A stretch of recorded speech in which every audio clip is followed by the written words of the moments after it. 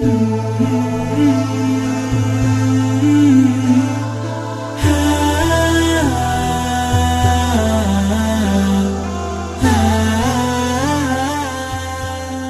1907, Britain and France embraced Russia. They used honey, in a triple alliance, Britain, France and Russia. And the honey that they used to trap Russia was that if we win the war that's coming with the Ottoman Empire, you will get Constantinople, which is what Russia wants. But they promised Russia one thing through the front door, and they took it back through the back door, like what they did to the Arabs. These are people with PhDs in deception. If they tell you that the sun is shining, don't believe them. Go outside and look up in the sky, see whether the sun is shining. When the Russian army had fought in the First World War and had suffered the most losses, the brunt of the kill were Russians. And they were now winning the war. And the Ottoman Empire was collapsing. And the Russian army is only an arm's length away from Constantinople. They don't want Russia to get Constantinople. No. So what did they do? Russian Jews organized and executed the Bolshevik Revolution, which overthrew the Russian monarchy. They killed the Tsar and the whole family, overthrew the government, and took Russia out of the war. So the Russian army had to stop in its tracks and could not go to Constantinople. In other words, the Russian Jews stabbed Russia in the back. They did more than that. They brought communism. Communism is not Russian. These dum-dums don't understand. Communism was created to destroy Russia. Why don't these dum-dums understand it? Communism is not Russian. Communism was created to destroy Russia, to destroy the Russian Orthodox Church. So they brought communism in the Soviet Union. And for the next 60, 70 years, this Zionist-created entity called the Soviet Union waged war on religion, waged war on the Russian Orthodox Church, killed the priests, closed down the monasteries and churches and so on. 60, 70 years. And then, when the appropriate time came and Israel came into being, it is this same Soviet Union which opened the doors for millions of Russian Jews to now migrate to Israel. If you go to Israel today, you might believe you're in Russia. So many people speaking Russian. These are the Russian Jews. And then the Soviet Union, 6 years after Israel came into being, did something strange and mysterious. Crimea is Russian territory. Crimea is a part of Russia. The Soviet Union decided to give Crimea as a gift to Ukraine. Why did they do that? The historians don't tell you. So let Imran tell you. They gave Crimea to Ukraine in order to stab Russia in the back one more time. Because if Russia loses Crimea, it will enhance Israel's security. The Russian Navy is based in Crimea. And there is a straight line from Crimea to Constantinople. To get out of the Black Sea and to get into the Mediterranean Sea, you got to pass through the Bosphorus. And the city of Constantinople is located right there on the Bosphorus. So they gave Crimea as a gift to Ukraine. They never bothered to consult the people of Crimea and get their consent. No. They never bothered to seek the permission of the Russian people. No. But Washington doesn't want to hear that. The foolish man who now sits in the White House of the United States, the foolish man who would like to pretend that he's a man of wisdom, he doesn't want to hear.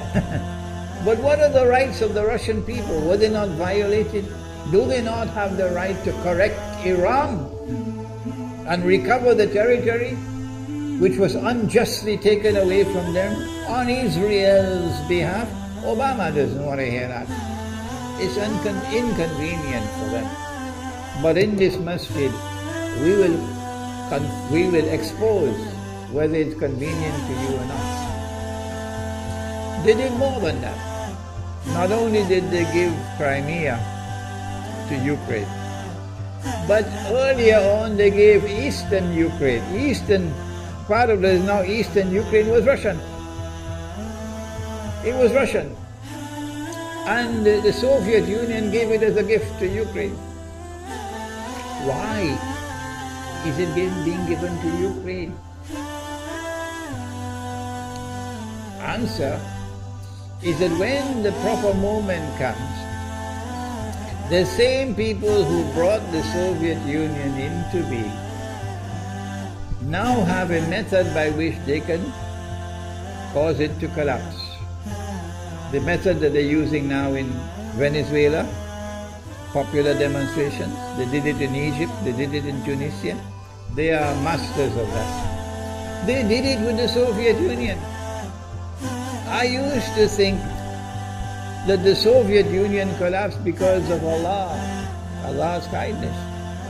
But I was wrong.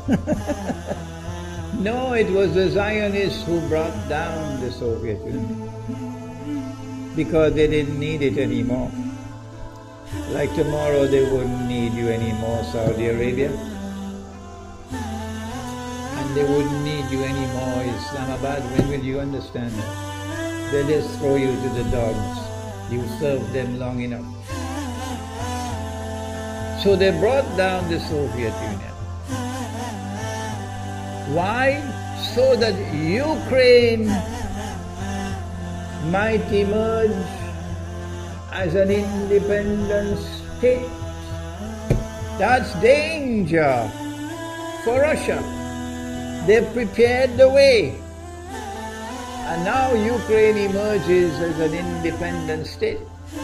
So the rope is around Russia's neck now.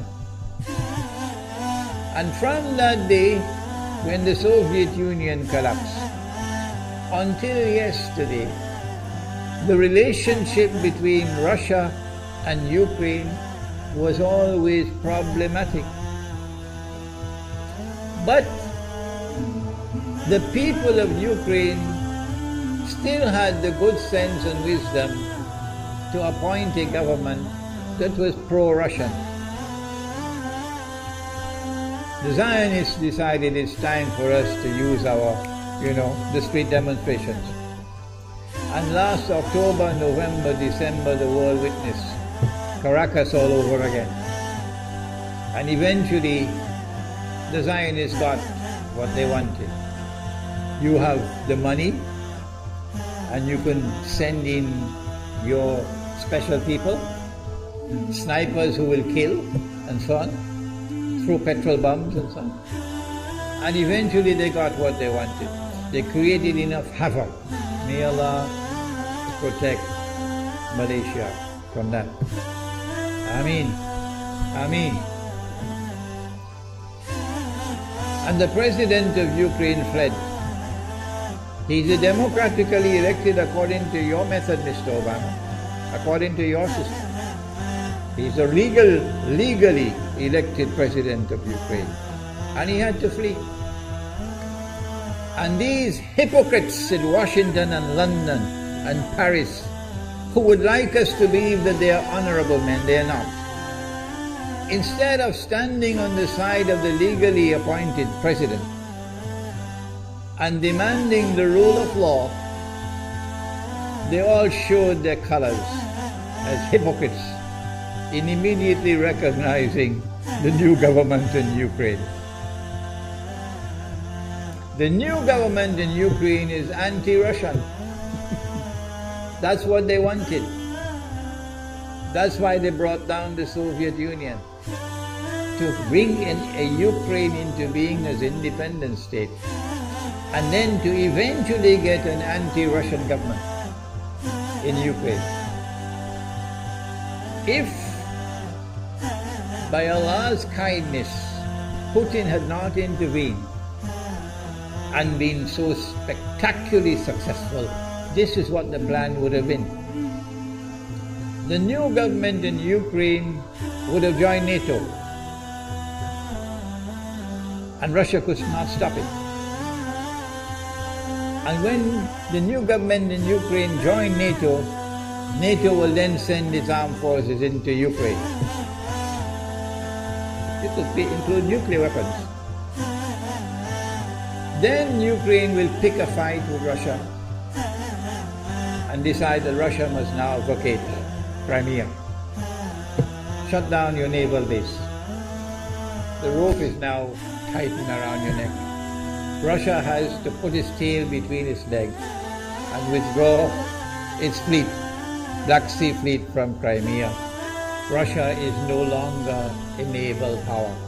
Crick-crack, you finish, and Israel will celebrate. That was the master plan. But Allah planned, and Allah's plan was successful. And it is time for the Muslim world to recognize and to see, I cannot influence governments, so what can I do? Don't bother, you waste your time with governments. But the people can understand that this was Allah's plan. They planned, the enemy planned for so long, and at the last moment Allah intervened. And Putin was able to get the people of Crimea to vote in a referendum. And they voted 90-something% in favor of returning to Russia. They were a part of Russia, and they want to return to Russia. So Putin was successful in delivering to the Zionist movement the first defeat it has ever suffered, significant defeat in the more than 100 years since the Zionist movement was established. If that is not a sign from Allah, it's time for you to wake up.